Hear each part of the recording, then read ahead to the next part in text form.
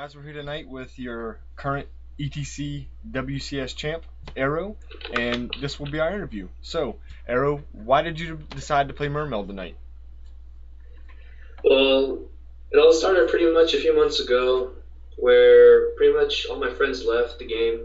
So I was pretty much stranded on my own, and at that point, I didn't really feel like playing, and I cut off the game for a while. But just like the law of Yu-Gi-Oh states, that if you leave for an X amount of time, you are inevitably going to return one way or another.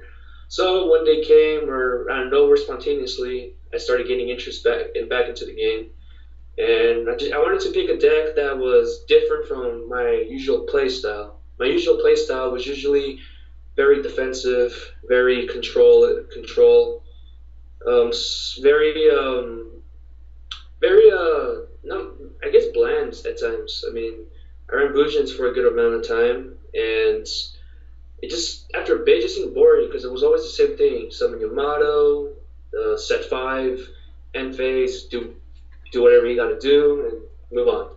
And sometimes I would be able to make a rank four play, but that was pretty much it. It was pretty boring.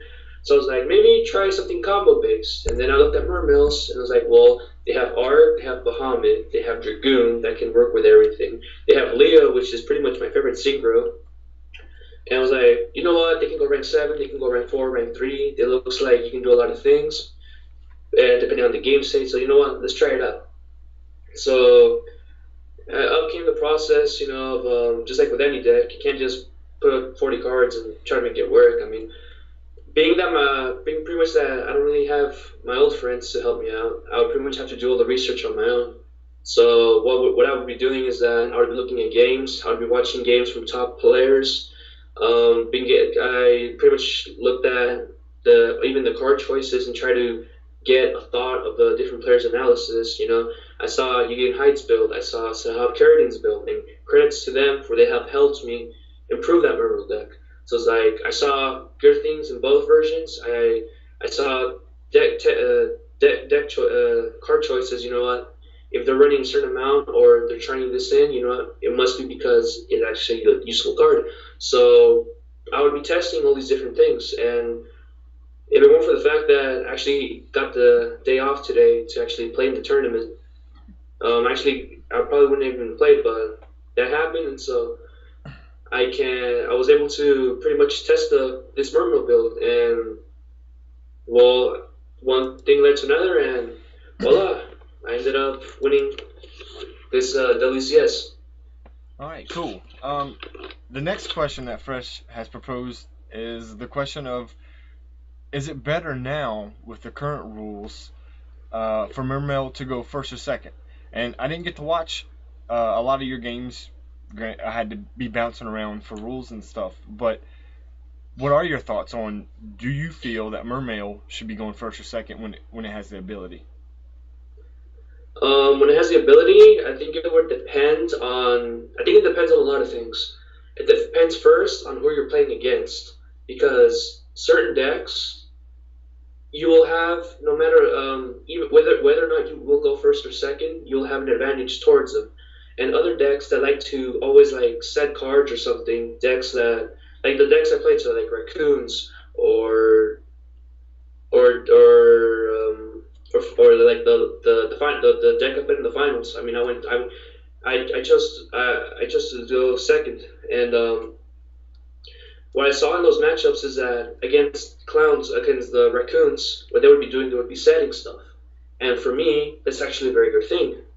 Because if I go second, that means not only do I get the +1, but I also, if more than likely, I'll be opening up with a Pike, or I'll be opening up with a, what's his, the guy Yes. the guy that searches the Jake's Undyne. So at that point, it's like, all right, they're second something, or even against Girgia. And this is what I saw with Sahabi when he was playing against him in the finals. Given that even if he went first, he would more than likely set on the first turn. And so easily by using marksman, you go, you pop, they don't get anything in return.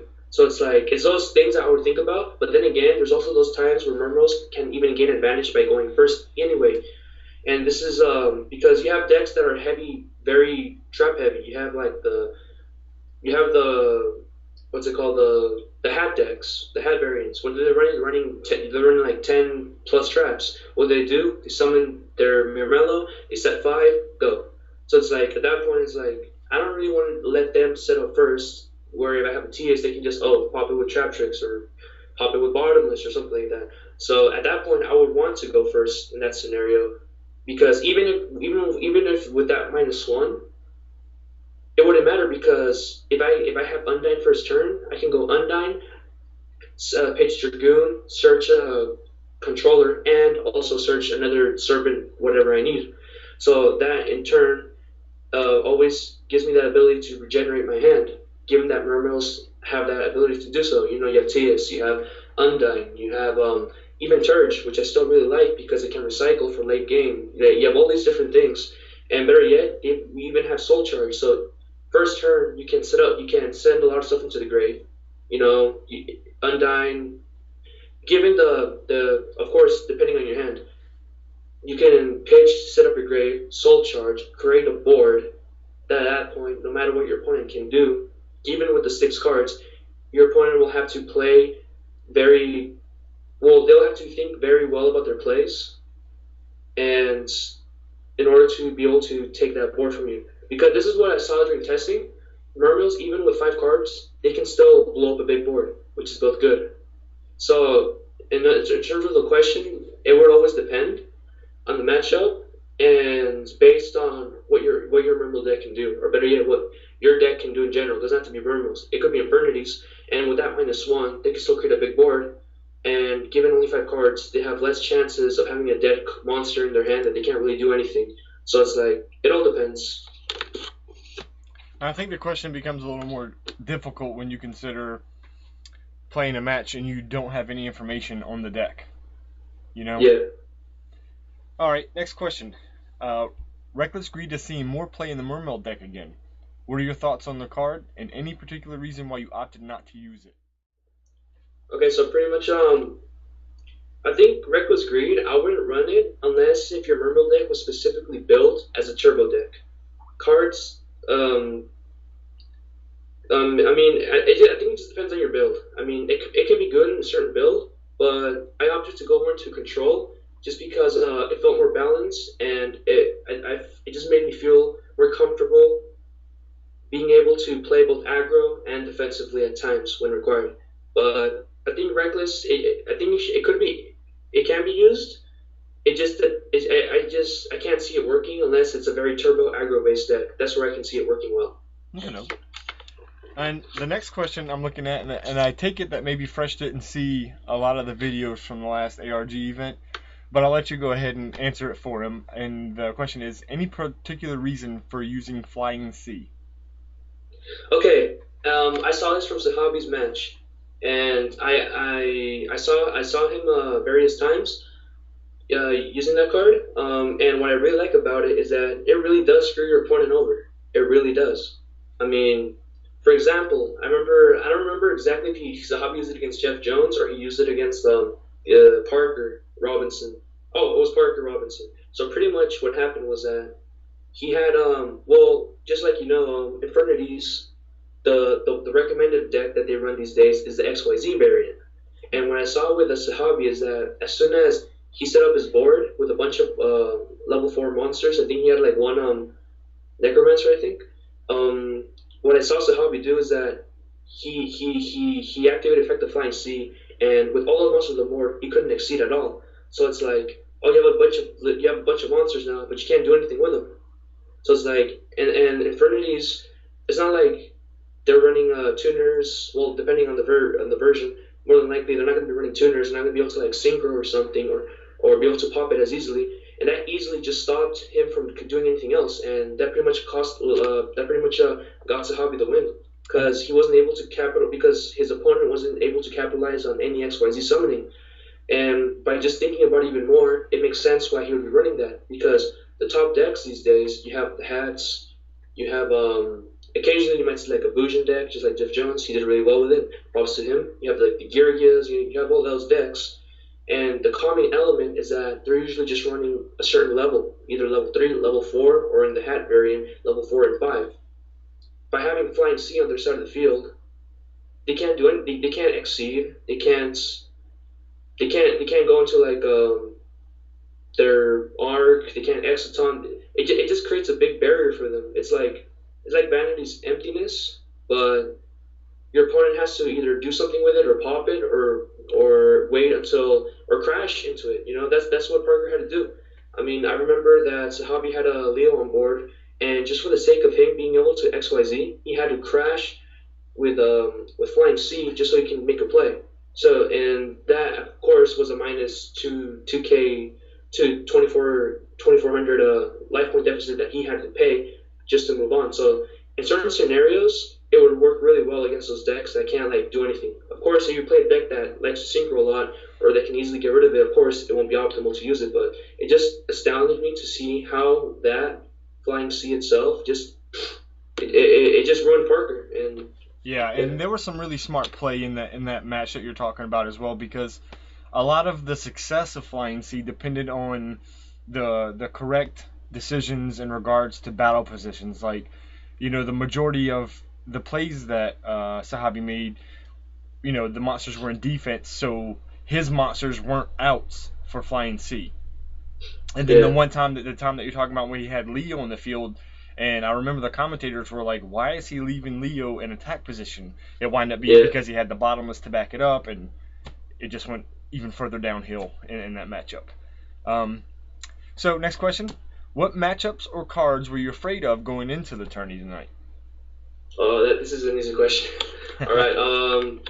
Assuming that I was completely blind, I was really concerned about the hat variant deck, just because if I didn't play correctly, the Mermils, like the TS or the Pikes, I could easily go minus and potentially lose my hand, and they can overrun me with their Dionia, whatever, like all those, and even the hands itself is like, for example, if I try to go too aggro and like use marksman and pop something, if I pop a Sanctum, I go minus. If I pop a hand and I have something on the board that they can use to pop, I go minus again, they special something, and boom. It's all those little things, and then or even Trap Tricks, Trap Hole Nightmare. I mean, the whole deck itself is like can cause problems to Mermils if the Mermil player can't play correctly. So it's like I was a bit cautious. That was really the main deck I was fearing for. Hat. Another, hat itself, hat, fat, tit, whatever, all those variants. All right, so Bob itself. What was your hardest matchup tonight? I think it falls in two categories because my last two matches were kind of interesting. The one against the Raccoons, I never played against Clown in his Raccoons before, so I didn't really expect how the matchup would have went. So, Clown himself, he was the only one that made me lose the game itself. And from there, I just had to pretty much learn very quickly what it did. I mean, I remember back when he used the Degusto and Freeze deck, I was like, I had no idea what that did. And usually, if I don't know what that deck can do, usually I just I feel like I do more misplays and stuff happens and I just lose. And in terms of surprise, Clown's deck takes it, but in terms of like down to the nitty gritty and playing smart and all that, it would have to go to Tit and his Firefist Trap Tricks build, because I mean Firefists themselves, they can, if I leave something on the board, or if I leave something like Undyne unprotected, or I leave my field unprotected, and I play too defensively, what he can do, he can just pop with Bear and attack me directly. That's how he makes his pluses. Or he can use the Trap Tricks engine and just be setting Trap Tricks, Trap Hole Nightmare, which is the one card I was probably fearing the most for this entire time. Oh, even the hands itself, because if he set a hand or something and I wasn't able to find a way to play around it, that could have screwed me over. But luckily, things happened and 2-0 occurred again. Alrighty. So I think in some of the questions we've asked you at this point have been semi-answered for this next question. We'll go ahead and ask it just to get it out the way. So, thoughts on what you saw tonight? Any decks or techs that caught your eye? Um, Unicore? Clowns deck? Unicorn. That's pretty much it. I mean, oh no, just the way that the clowns and the like how in reality those like the beasts in themselves they could be like doing all these weird things, and the fact that they have obedience school, which lets you special summon 3. Mm-hmm. So I remember a point where there was a token on the board. I was afraid that he was going to have that card, so I purposely just attacked one of the monsters and left the token on board just so he can't activate obedience school. So that was probably unicorn and just the way obedience school works. That caught my eye.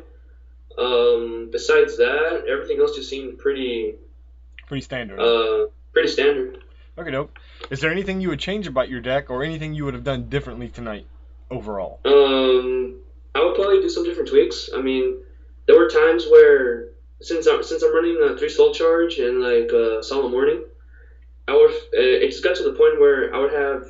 I remember it got to a point where I had 2 soul charge, but if I risked it too much in the life points, I would have been like at a weird the disadvantage just by paying too much life point cost.